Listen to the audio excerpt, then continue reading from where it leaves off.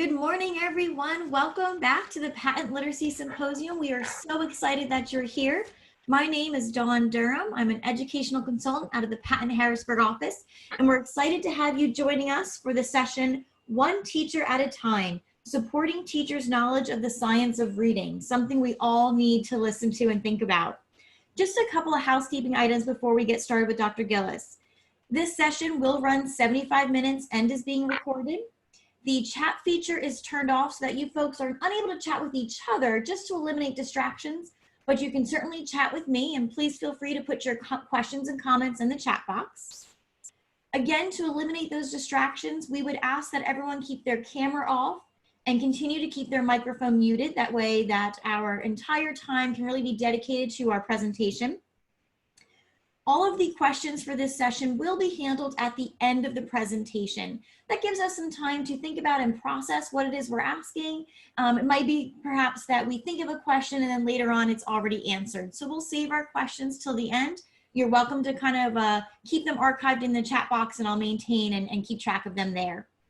We would love for you to share out on social media all the great things that you're learning and the inspiration you're getting from all of your sessions. We would ask that you use the hashtag PALitSymposium2020.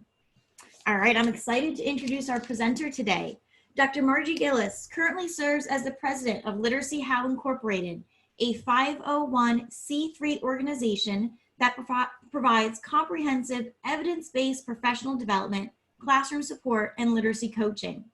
Dr. Gillis comes to us with 45 years of professional experience.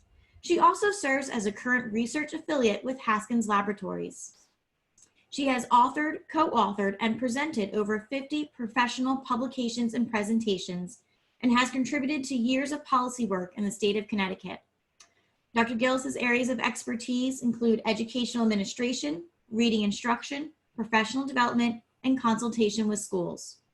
Over the past 20 years, she has led and collaborated with multiple teams on various literacy-related grants. We are so fortunate to have you today, and I'll turn my camera off and let you take care of the screen here. Thank you. Welcome, everyone. Thank you, Dawn. Thank you for that nice introduction, and so nice to see all of you. I see a lot of faces and mostly names.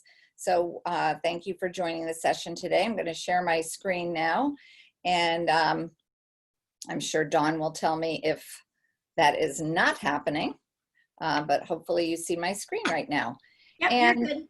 Good? All right. Actually, I got to figure out, there we go. So a little bit of background about myself before I launch into my presentation. As Dawn mentioned, I've been doing this work for many years, 45 now, and I started out as a special education teacher. And I worked in a resource room for a number of years, K all the way up through middle school. And then I started having children, and I decided that I would really learn more about reading as I took some time off. And I went back to school and got another degree and certification in something called alphabetic phonics, which is a derivative of Orton Gillingham. And then I sort of decided I would work privately with students, and I did that for a long time. I learned a lot about reading and how complicated it is, and how every child brings a different profile to the table. And I learned so much about the complexity of reading, the various, like I said, profiles that children have. And after doing that for a number of years, I went back to school and got a doctorate in special education so that I could then shift my focus from children to teachers. And that work began in 1995. I joined Haskins Laboratories in 2000, and I started to work in gen ed classrooms. So I shifted my focus from special education to general education, working in classrooms across the state of Connecticut with a team of wonderful experts in reading and researchers. And we developed modules for training teachers. And so again, that work started with grant funding. And when that grant funding started to dry up, I decided I could not stop doing that work. I knew it was important. I knew teachers needed as much support as we could give them. And I loved the work. So I started Literacy How in 2009. We're celebrating 11 years this year. And the work is just fantastic. And I have an amazing team that works with me. We actually go into teachers' classrooms, primarily in the state of Connecticut, but we have now been partnering with other states as well. And because of COVID and finding those silver linings, which we all try to do, we've been providing a lot of this support virtually and finding out that it's not the same as face-to-face, but it actually works. And so I'll share a little bit about that. I call this one teacher at a time because the work that we do is very much relational. It's built on establishing relationships with teachers and administrators and then getting their, their buy-in to actually do some serious work to learn the science of reading. And trying to change my screen. Hang on one sec. There we go. Our mission is to empower teachers to ensure that every child learns to read by 3rd grade. And this is important because we believe that literacy is the language of opportunity, and every child deserves to learn to read and must learn to read to be able to be successful in school and in life. These are our core values which drive our work, and we take them very seriously. And so I'm just going to jump right in. Our objectives for today are to talk about why we coach teachers, what drives that. And in doing that, providing some research on what teachers need to know and be able to do to teach students to read, to also provide research on what their current knowledge is. So why we coach teachers and understanding what those teachers know. And then I'm going to talk about how we actually do the coaching and explain our method of coaching, which is called cognitive coaching, and how it's used to build teachers' knowledge and use of evidence-based practices. I'll share some tools with you that we use to coach teachers. And then last but not least, I'll finish off with what we coach. What are some of those elements that we focus on in teaching the science of reading?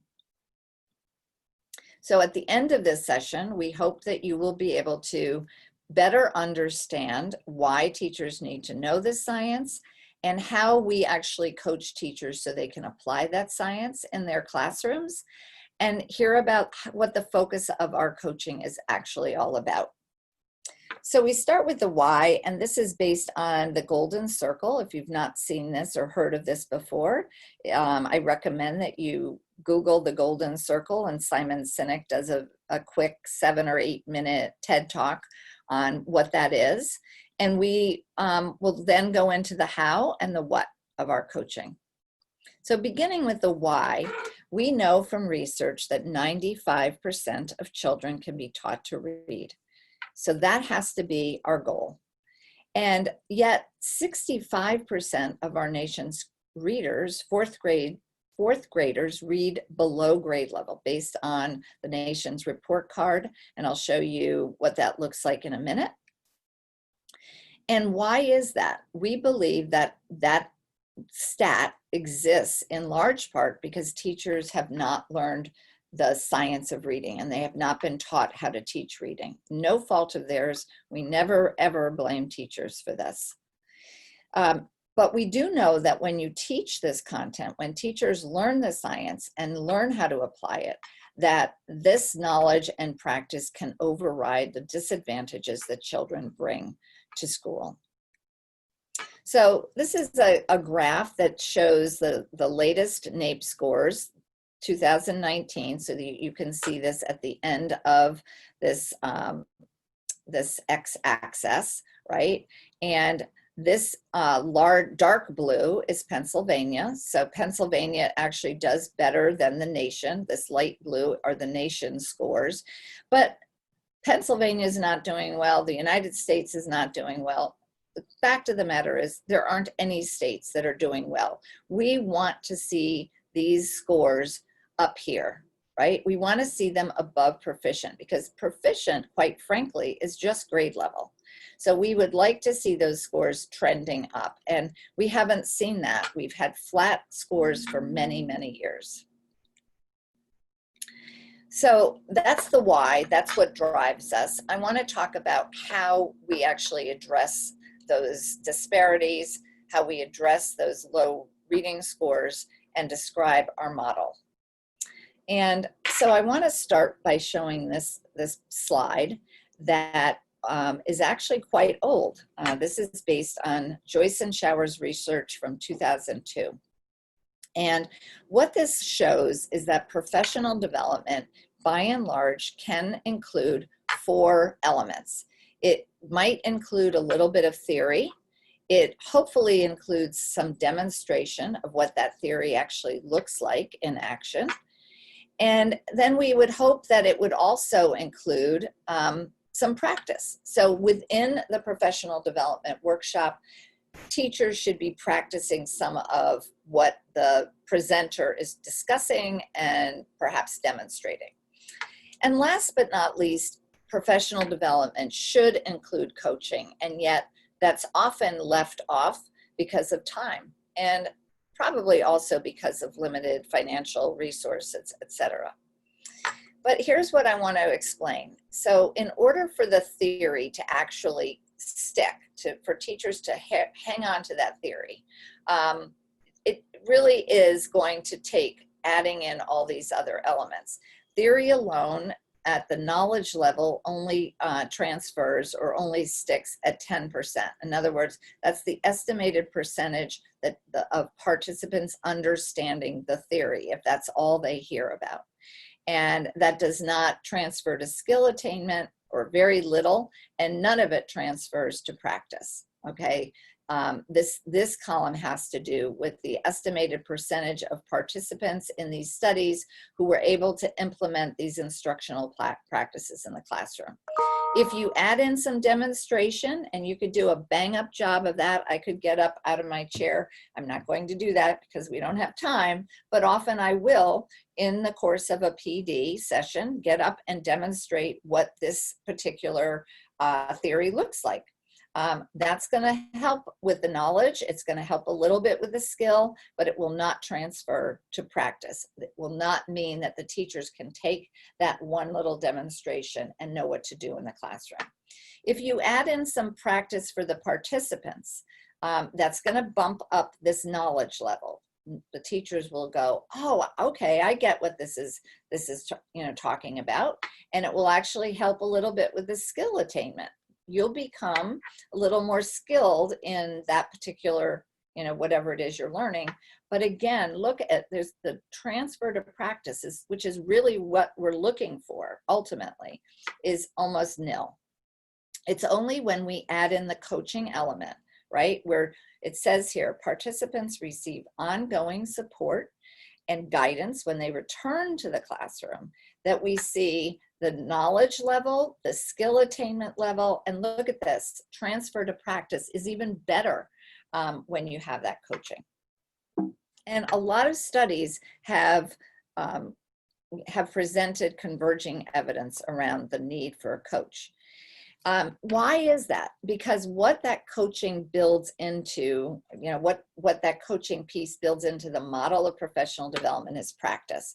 You have to practice 20 to 25 times before it becomes part of your, your teaching routine, your repertoire. And Louisa Moats spoke at the Fox conference in March at Middle Tennessee State University. You can Google that and listen to her. I know she did the keynote this morning. And she has presented lots of evidence for the link between what teachers know and student outcomes, right? There's a handful of studies, but these studies are really important to guide us. And what these all say is that the factors are moderated by implementation supported by coaching. There's also other studies listed here. So we have a lot of research evidence to show us what this transfer needs to look like and what is actually going to move the students' test scores. Walpole and McKenna, and all of these referenced, by the way, are at the end of this presentation, and you will have a handout that you can access. If you don't already have it, you will get access to that. And this particular book is referenced. But this quote is really important because it says that coaching is the strategy for implementing a system for teachers. And this system includes all the things that I just showed you on the prior slide. But how do we do this, right? That's the big question. How do we actually provide the substantive support through coaching? And the way that we're suggesting is that you have somebody that you can partner with. If you are representing a school or a district today and you work for a school or a district, there are often coaches, internal coaches, and we're suggesting that sometimes having an external coach who really has the charge to build the teacher's knowledge and ability to apply that knowledge is key. So what we do, our Literacy How mentors do, is we teach teachers about the process of teaching. And teaching really is all about thinking through what you're doing in the classroom. Why do you use this method versus this method, or this technique versus this technique? Or why do you choose these activities versus another set of activities? You should always be thinking about those choices that you're making, because those do impact what happens for children. So our mentor supports that thinking process, which is why it's called a cognitive model. So what are some of the characteristics of our mentors? Well, we have to know the science of reading. We have to be expert in working with struggling readers, because we can't teach teachers about something that we don't know firsthand, right? I mentioned that I spent many, many years working with children who struggled, and that taught me so much about how to do this work. We also are very skilled and practiced in offering professional development, and that's important because we actually advocate for bringing teachers out of their classrooms so that they can have this dedicated, protected time to learn about the theory and the science. So we do a lot of that. And we're also very well informed about the core reading programs that are out there, because if we know what those core reading programs are, and those methods of instruction may not be a core reading program. It may be, what is balanced literacy? What is guided reading? What are readers and writers workshops, major tenets? Those are things that our mentors need to know about, because when we walk into a school, we need to know, be experienced in what are the teachers currently using, and what of those materials and methods of instruction are actually based on evidence and research, and which are not. And then we really need to have this expertise in working with adult learners, this cognitive coaching, which I'll explain more about. And lastly, we have to have a respect for the teaching profession. I mentioned that we do not blame teachers. We never bash teachers, because it is not teachers' fault that they do not know this science. We certainly understand that, and we work very hard with district administration and school administration to support teachers in learning this. And so when we walk into a school, we have to have a very clearly articulated job description, so everyone in the school understands what we're doing there. And what we're doing there is we're going to be modeling lessons and supporting teachers in this implementation. And we use a gradual release to do that. We also, as I mentioned, provide monthly professional development, at the very least monthly. If a school gives us 2 hours a week, an hour a week, we'll take whatever we get. We also are very involved in the collection and analysis of data. And that's really important, because many teachers are just told to administer these assessments, and oftentimes they're not given a lot of knowledge and expertise and practice in analyzing those data and understanding what they mean in terms of instruction. So we do a lot around that. And we also meet with the grade levels to build cohesiveness among the people that are being coached. And we also want to include the principal or other administrators in that, in those weekly meetings.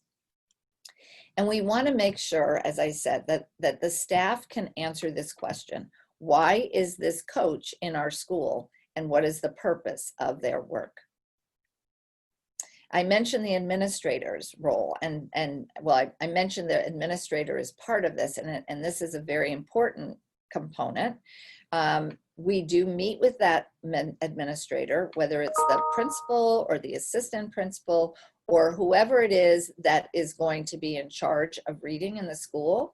That's somebody we want to really meet with and be involved with, so they know the scope of our work. They also need to make things happen for us, right, in the school, and we can't make that happen. They have to give us entree. They also have to help us with messaging, so the staff knows what our model is all about. They also have to provide this meeting time for us, so that we have the time we need to meet with staff for discussion. And this is important. We call the internal person that we partner with an internal teacher specialist. I don't know where that name actually came from. We change the title depending on the school. Sometimes we call that person the internal literacy coach, who's part of our partnership, but we really feel strongly that that role is important, having somebody to partner with, and I'll explain more about that in a minute. And then, as I said, the administrator is going to meet with the mentor on a regular basis for introductions, providing release time, and we really hope that the administrator will participate in some of our professional development, because at the end of the day, we cannot walk into a teacher's classroom and evaluate their performance.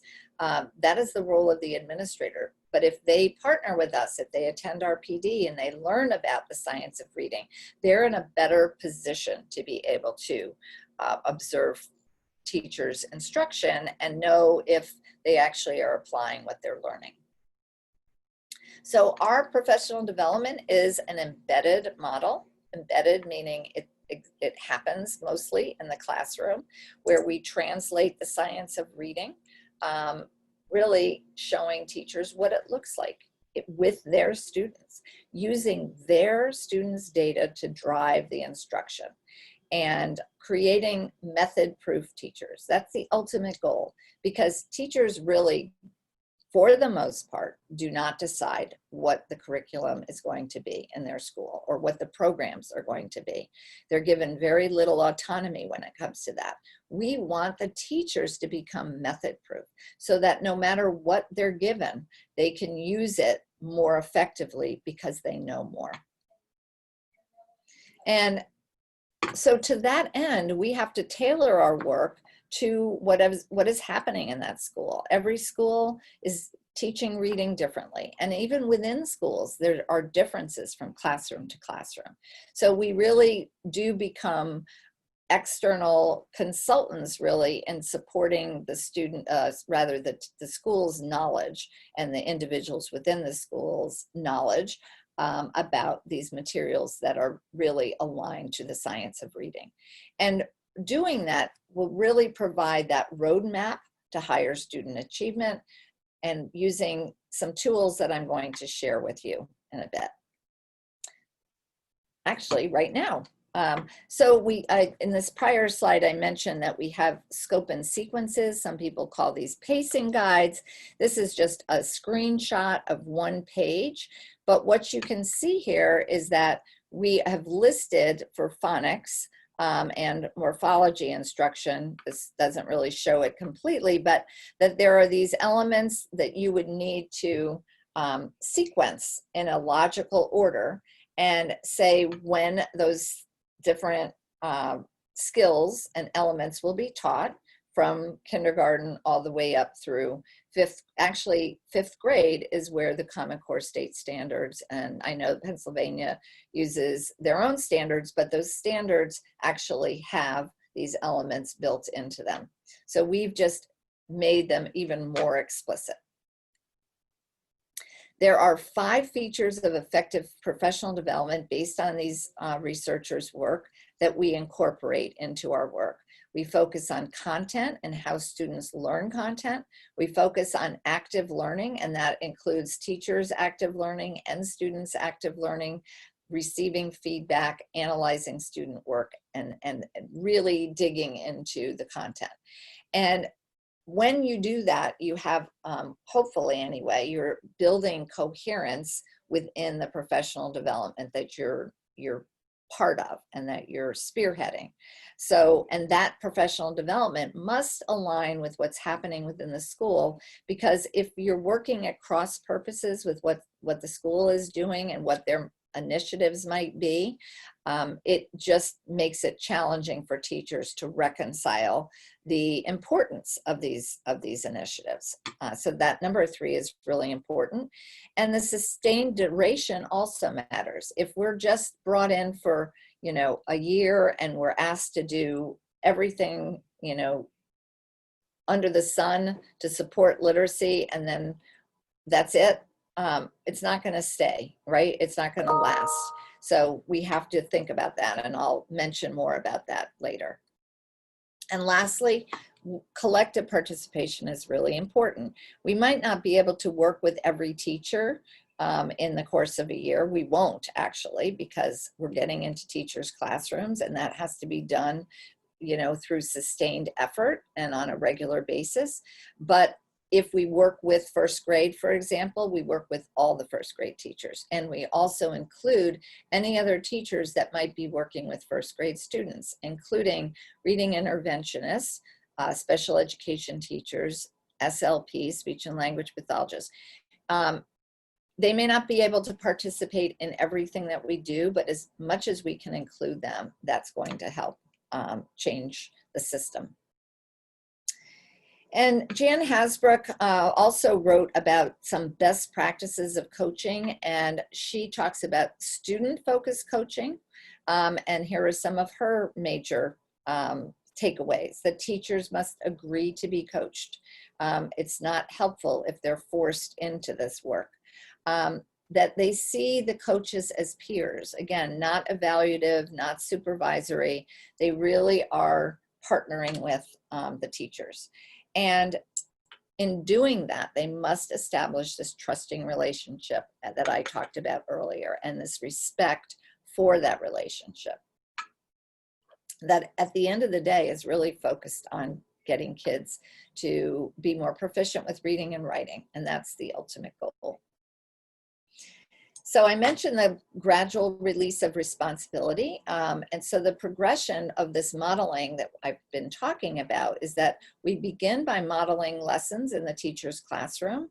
And eventually when the teacher gets the hang of it and feels confident that she knows or he knows what it is that we're doing, then we ask and invite them to co-teach with us in front of the classroom.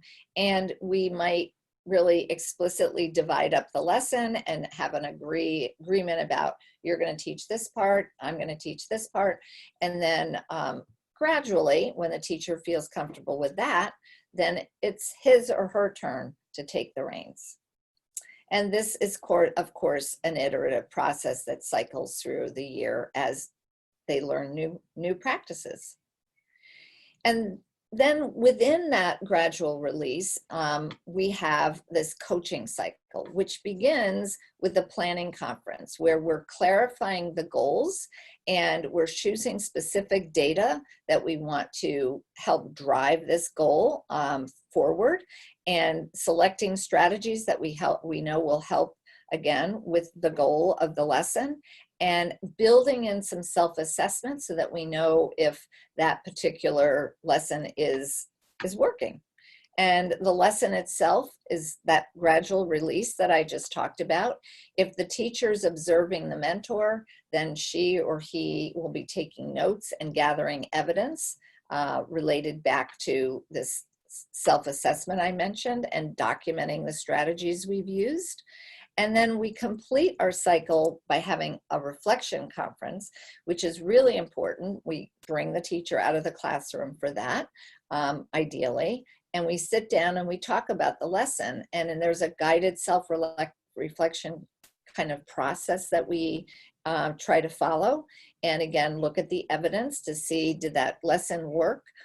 Which students did it work for? Which students did it not work for? And then what are we going to do next? So that's kind of sets us up for the next round. I also want to talk about the importance of our work fitting into the school's literacy plan, because most schools have a plan. It may or may not be formalized or well articulated. Teachers may not even know what it is, but we believe that it's important to be part of this. So what that looks like is that we would go into the school, if we have not been there before, and conduct what we call a needs assessment, using data to drive the focus of coaching and instruction. That's what we do for children. That's, of course, what we should be doing for any kind of professional development initiative. And I'm going to show you a screenshot of the district literacy scan in a minute, but on your handout, when you click on this, it should pull up this. I think you can probably see this, and you'll see the URL in the bibliography, but it will take you to a literacy scan, which I recommend that you take a look at. And if you scroll to the bottom of the home page, you'll see something called View Resources, and it will take you to another page that has a lot of material and downloadable tools that might support your understanding of what a district literacy plan might look like. And we've used this in the Connecticut literacy model. Dawn mentioned, as she introduced me earlier, that I and my colleagues have worked diligently with the State Department of Education here in Connecticut to develop some policies around literacy, and also to develop a literacy model that many districts in the state of Connecticut have participated in working on. And so we developed this literacy scan as a tool that schools could use to do this needs assessment. And it's available to anyone to use. When we do this needs assessment that I mentioned, we're also reviewing, like I said, the baseline literacy data of the school, just to see where they are in terms of their data. And then, of course, part of this developing a literacy plan would be involving the principal or whoever the instructional leader of the school. Sometimes if it's a large school, it might be the assistant principal, and meeting with that person to discuss the results of this needs assessment. It's a self-assessment. So everyone is involved in it. All the teachers weigh in and say how they're doing on these 5 core goals that are part of this literacy model. And once we've collated all of that information, we can get a really good snapshot of how the school is doing and where they need more support. The 5 goals are listed on that page that I mentioned before, that I showed you. And then once we've had this conversation, we have to decide, and it's a we, we'll have input, we'll have advice, but at the end of the day, it's really the principal's decision as to what teachers and grade levels will participate and receive coaching support. And then we will identify those teachers who will receive what we call a professional development series prior to being coached. So if we really want to build their knowledge before they actually get involved in coaching, this is something that we also suggest happening. And then we just map out the schedule for the year. What are the dates of the PD and when are we going to meet, et cetera, et cetera. So all of that gets woven into this literacy plan. And we've kind of broken our content up into 2 phases. If you all are familiar with the science of reading, which I bet many of you are, and if you aren't, today, you will be by the end of tomorrow after listening to wonderful experts.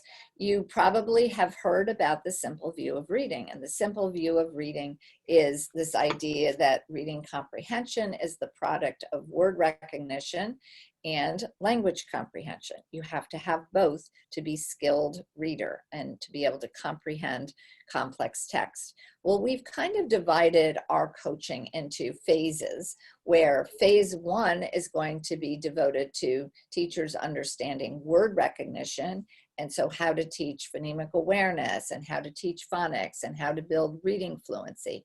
And then in phase 2, we're going to shift to language comprehension and build teachers' knowledge about vocabulary and inferencing and how to build background knowledge, etc. So they're two very important components of literacy, but we really believe it's important to take one at a time and really develop knowledge. So in phase 1, the principal and the mentor meet with the teachers to discuss the model. We plan, and then we talk about the RTI process. And so the RTI process is really part of this literacy model and plan. As I mentioned earlier, our mentors participate in data meetings and help the school, if necessary, build this RTI system. We have these weekly meetings, as I mentioned. We partner with an internal coach whenever possible, because that's how we're going to build capacity. Once we leave the school, we don't want all our work to leave with us. We want to have it stay. And the only way it will stay is if we have our internal partners who are building expertise and knowledge too. And like I said, delivering monthly workshops is part of phase 1, engaging in these weekly coaching sessions with this cohort of teachers that has been identified, and focusing on those foundational skills in phase 1. So always meaning is part of it. We never do anything devoid of meaning, but the focus is going to be on teaching teachers how to support their students' word recognition skills. So that's the focus for phase 1. In phase 2, we're going to review the data, update the literacy plan, do the same things that we did in phase 1, but instead of focusing on word recognition, we're going to focus on comprehension. We're going to shift the focus because we're going to hopefully feel confident that the teachers have the word recognition piece well, established and are feeling confident in their classrooms. So we used to call this a year 1, year 2. We changed it to phase because a phase could last 3 months if the teachers are really already well versed in teaching word recognition skills and they can get through all of that content in a few months. Then that's awesome. Then we can shift to phase 2 and comprehension. But we can't really put a number on it. It doesn't always take a year. It could take, a shorter amount of time. It could take 1.5 years. So we don't want to say it's a year thing, year-long phenomenon. Okay, so now that I've described a lot about the how, I want to spend the rest of our time today talking about the what. So the what is really what we do and what we teach in this coaching model. And the what is really depicted with our reading wheel, which some of you may have seen. So the reading wheel, just quickly, is a heuristic, I guess I would call it, or a model to show the core components of literacy. And these core components are based on the National Reading Panel, but we've actually changed these up a little bit. So the National Reading Panel big 5 ideas in 2000 were that phonemic awareness was important, phonics was important, vocabulary, text comprehension, and there is a 5th big idea, reading fluency. And we took reading fluency out of our reading wheel a few years ago and replaced it with syntax. I will be doing a session on syntax this morning, next actually, and then another one this afternoon. So if you are signed up to be part of that, you'll hear more about why fluency was replaced by syntax. We also included some things that the reading panel did not talk about specifically. We put spelling here with phonics because decoding and spelling are reciprocal skills. We added morphology to the vocabulary section of the wheel because morphology does support students' ability to build vocabulary knowledge. And we added writing up here because it's reciprocal with text comprehension. And very importantly, we added the hub of the reading wheel, the center is oral language. And we believe very strongly that oral language has to be there. And I'm going to explain more about the relationship between oral language and written language in a minute. So basically this knowledge in all these content areas is really the what of the Literacy How coaching model. It's really crucial for teachers to be able to make sure their students are proficient in reading and writing by learning about all of these components.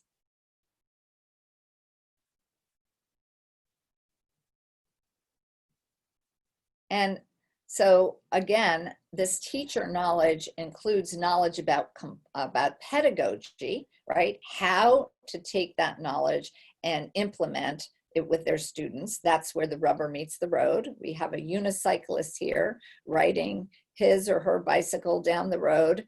And that knowledge is important. Putting that into practice is what we'll be doing with our teachers, helping them learn how to implement this knowledge through the practice element. So we're turning that knowledge into practice. And in order to do that, teachers need a roadmap. So this unicyclist is holding up a map. That map might be that pacing guide I showed you earlier that actually scopes out what it is that teachers are going to teach their students throughout the year, right? And then part of having that map work for them is assessing along the way. You know, am I meeting those goals, and do I have the data to show students have mastered these things? So that planning is very important part of our process, sitting down with teachers, looking at data and helping them plan their lessons. Now I'm going to take a quick little side trip here, speaking of trips, to talk for just a second about the language constraint on writing systems, because what I'm going to share next with you is something very exciting that one of our mentors created for us to show the interrelationship between our oral language system and our writing system. And this comes from Chuck Perfetti's work, and I've referenced here the universal grammar of reading. And I just want to acknowledge that writing systems, by virtue of being, you know, a written system, encodes spoken language. And so spoken language, it encodes meaning, right?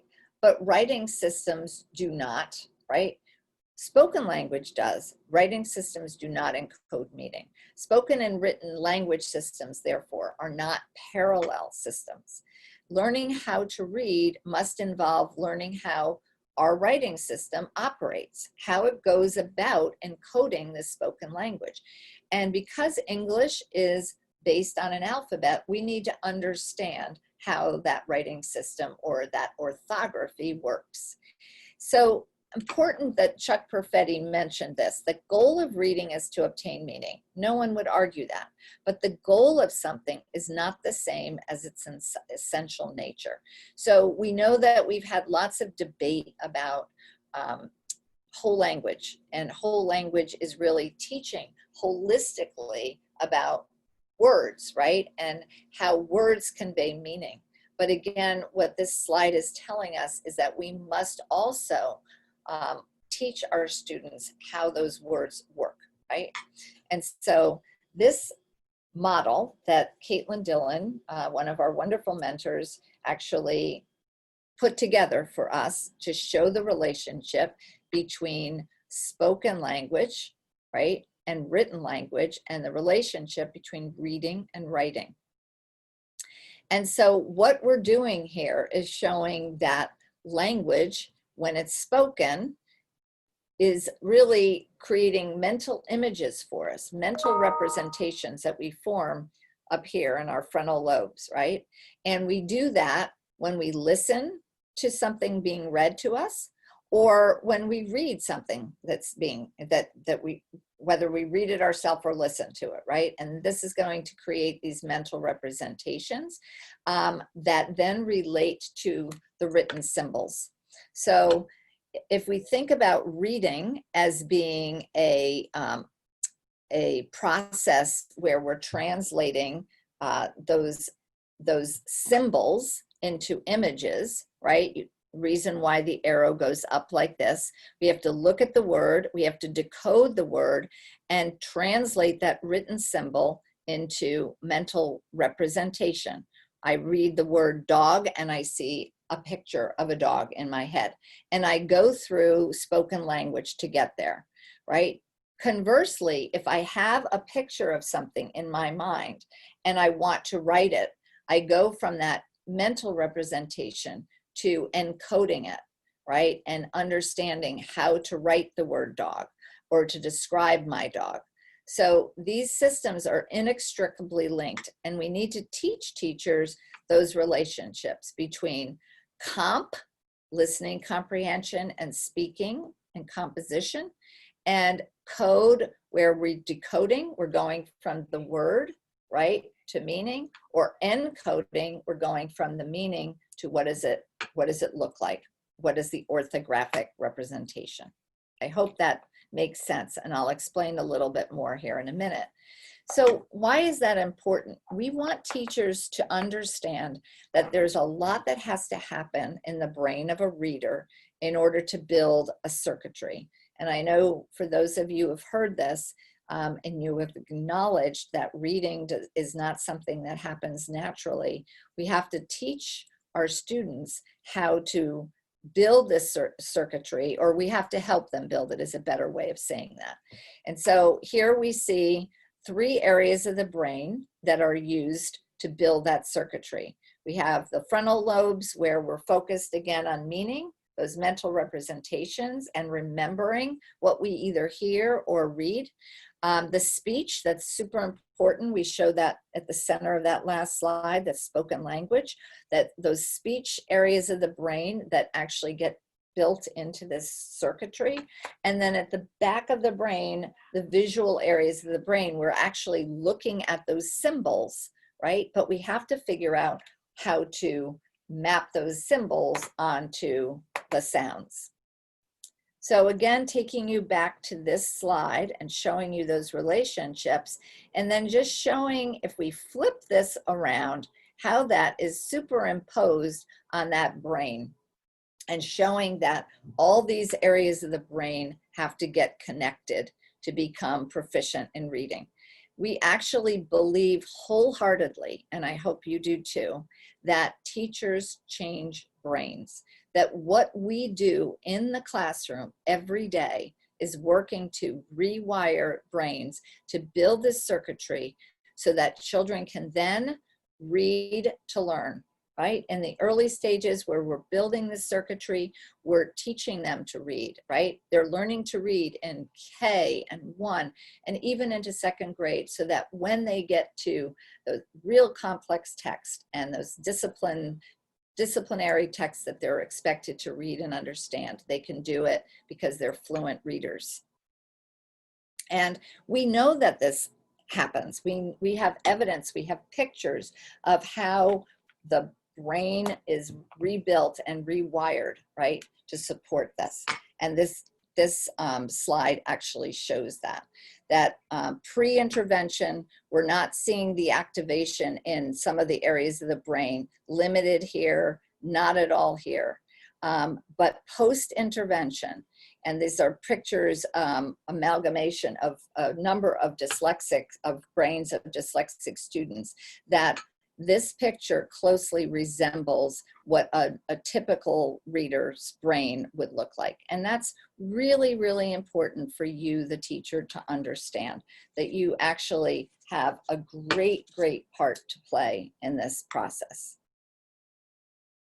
And I mentioned the simple view of reading a few minutes ago when I was talking about the phases of our model. And so I'm just going to show how this model kind of is superimposed on those phases, right? So as I mentioned, reading comprehension, RC, is the product of listening comprehension and decoding, right? So we have this little student who's listening to a story about elephants, and he understands about elephants because he's heard about elephants, he's seen pictures, and that listening comprehension is going to contribute, right?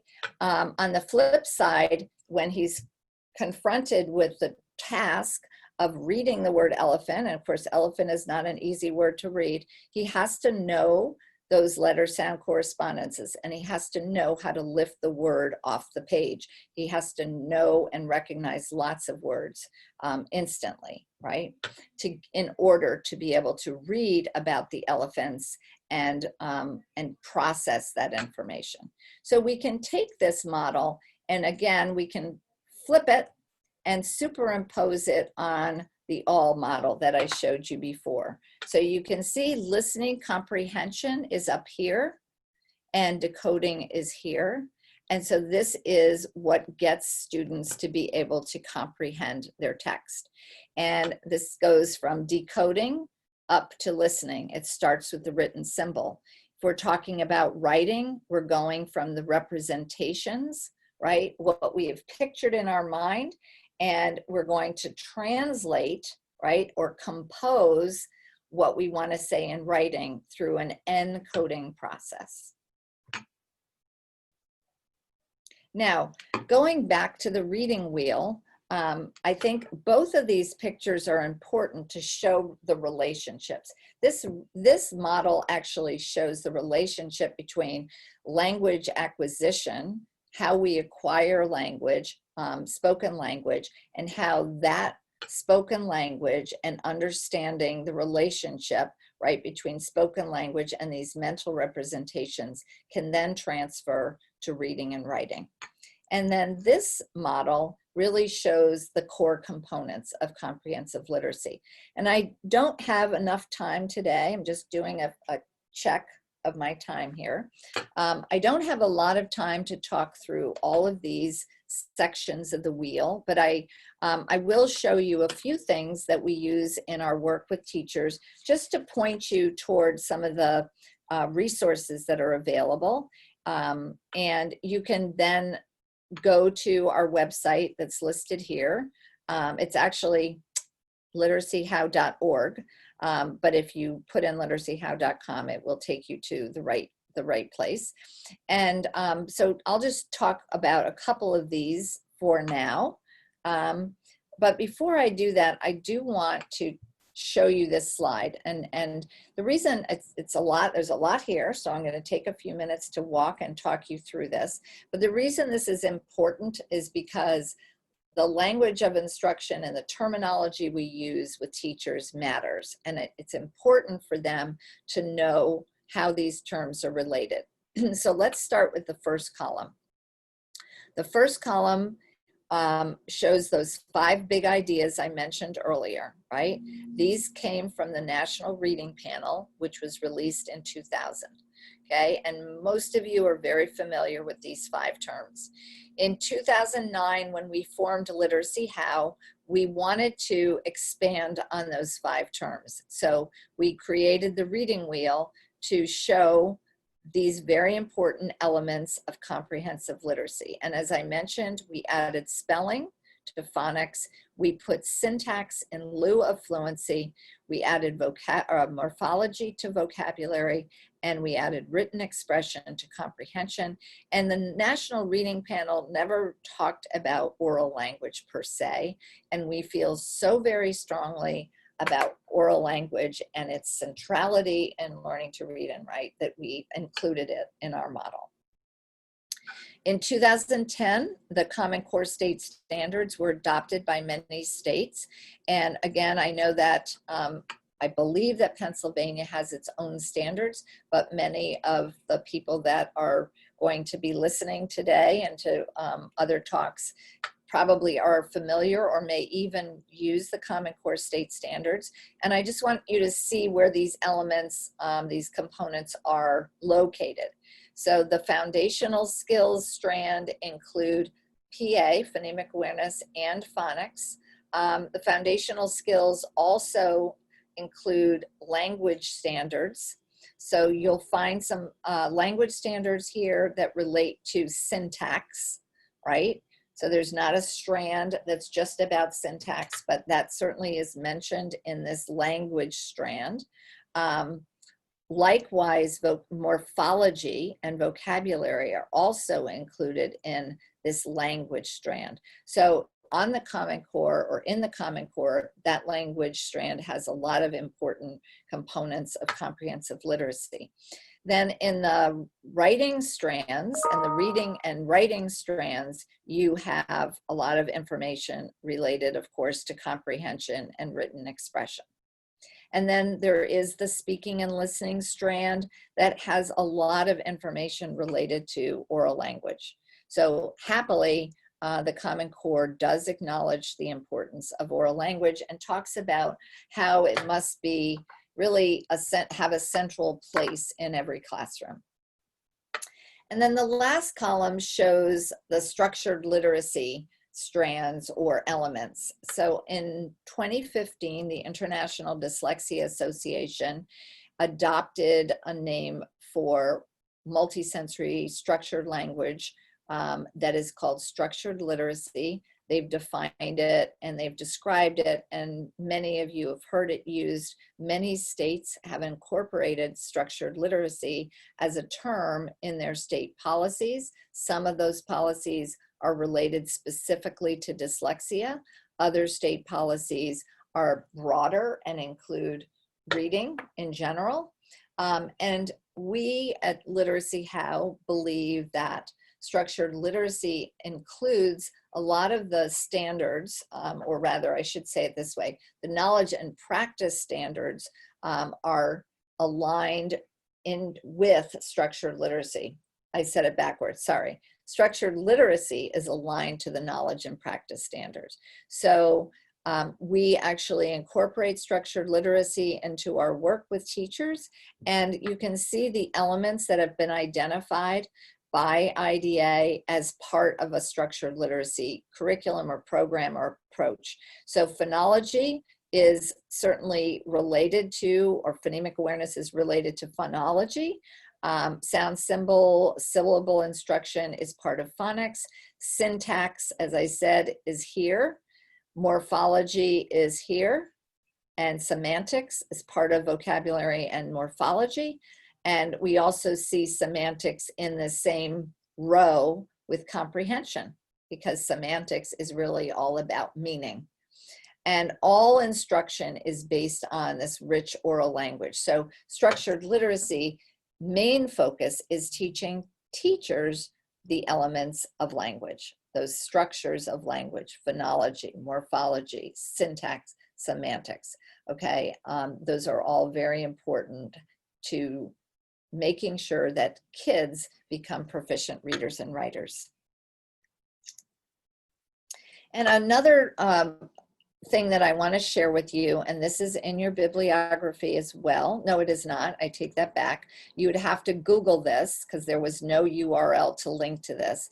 This is hot off the press. It just came to me last week, and I wanted to include it. It's I think it's a 12-page document. If you Google 4 Pillars to Reading Success, you'll come up with this, published by the National Council on Teacher Quality. And I just like the way they've really specified what elementary teachers should learn about reading instruction.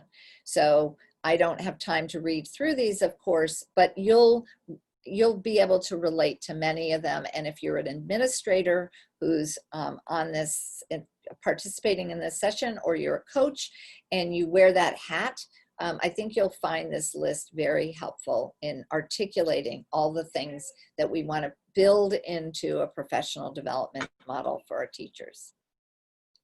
I also want to just mention that as part of the work that we're always doing and trying to do, to be able to say to schools, here's our sequence, here's what we do, here's how we follow this sequence through our work with you, rather than it being sort of random and, you know, not as well articulated, is to kind of specify within each domain. So going back to the map that I showed you, you know, this table a little while ago, sort of specifying along this map, trying to look at my clock again, where these elements exist on our scope and sequence.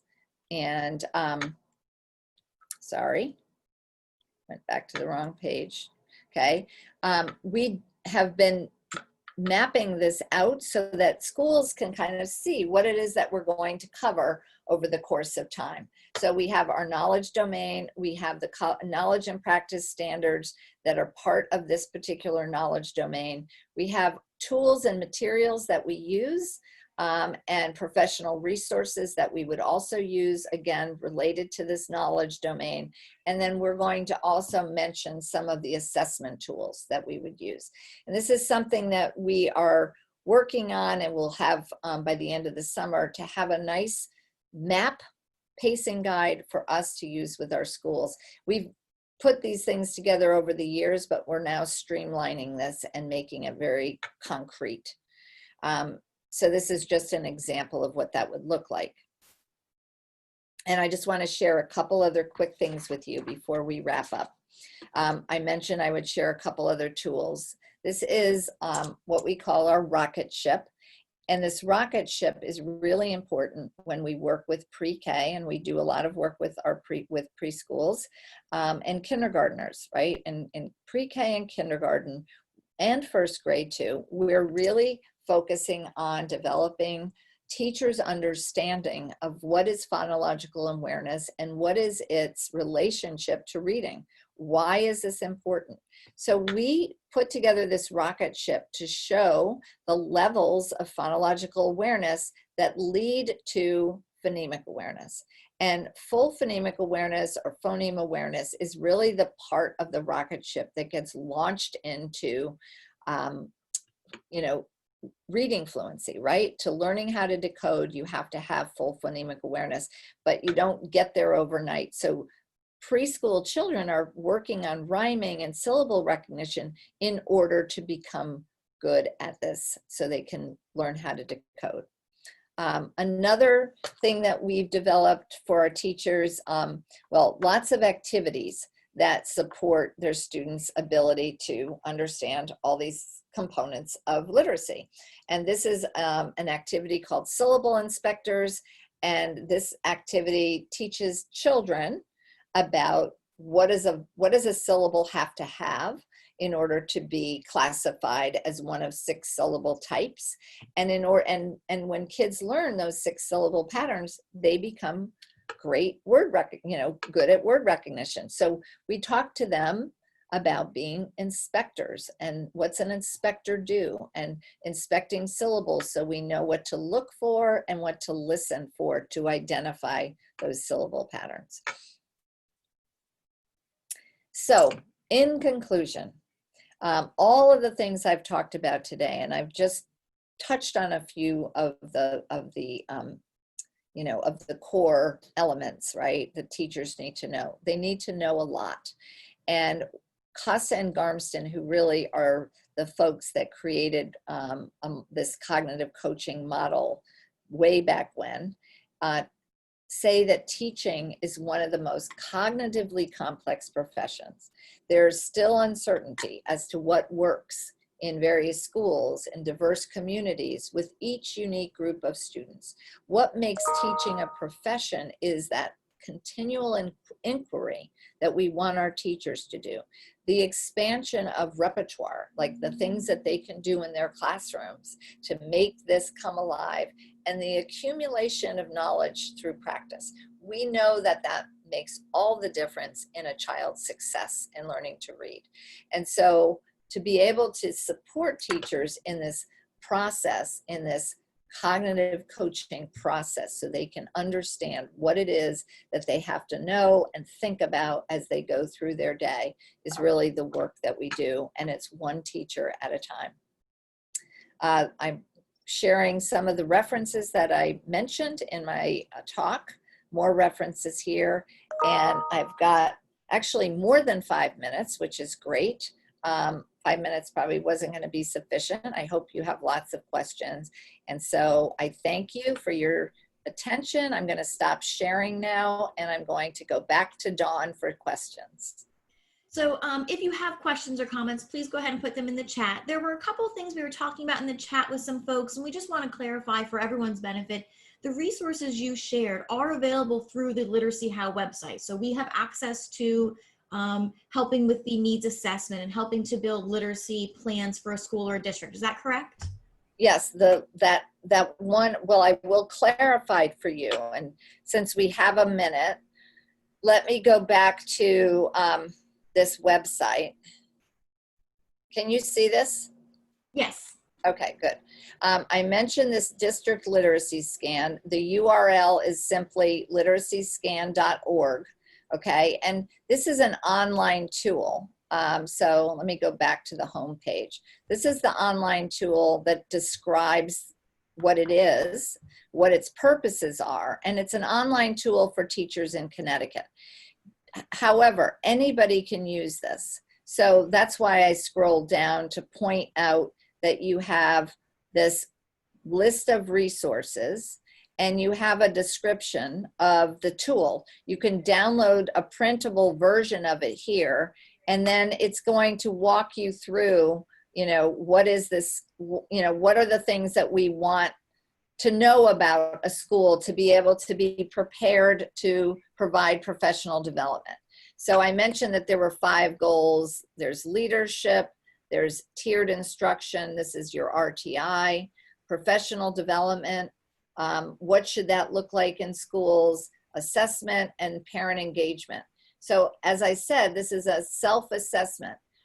If a school wanted to engage in this work, they could just download this template, and then the teachers answer the question, right, from their perspective with a 0, 1, or 2. And then what I was saying is that a school might compile the results of that survey in order to, kind of know where to go next with the school professional development plan.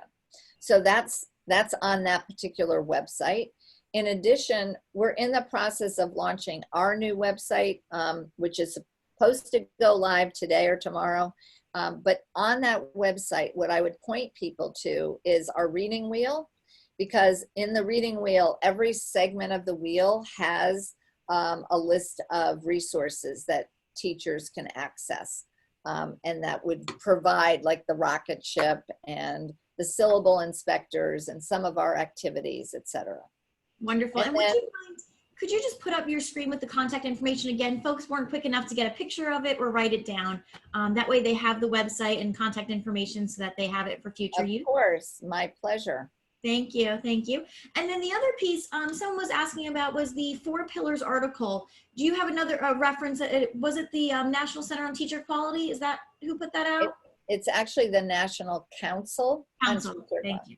And as I said, it just got sent to me like maybe Friday, or it might have even been Monday. It's really and truly hot off the press. And I think it's really a very, very good document. It's not too lengthy. It's very, it has really good concrete suggestions. It would be a terrific resource for administrators to have, in their toolbox to sort of support this process. Not all pillars would be applicable to every stakeholder group, because one of the pillars is really addressing teacher preparation. And you've probably heard from Louisa Moats, if you participated in her opening keynote today, and other people who talk about the importance of us as an educational community to really exercise some advocacy And, I'm at a loss for the best word, but advocating for changes in this, in how teachers are prepared to teach children to read, because it is very clear that the science of reading is not embedded in significantly, powerful ways to really prepare teachers to do this incredibly important job we're asking them to do. This is true. We've had lots of conversations about that. I'm just clarifying a couple things here in the chat, but I will share with everyone before they hop off that one, we just want to thank Dr. Gillis for coming and sharing her knowledge with us, not only in Pennsylvania, but across the country and across the world. As we know, we have some international viewers for our symposium, and we're excited that you're here. Please know that most of the sessions are being recorded and will be uploaded onto our patent YouTube channel in the near future.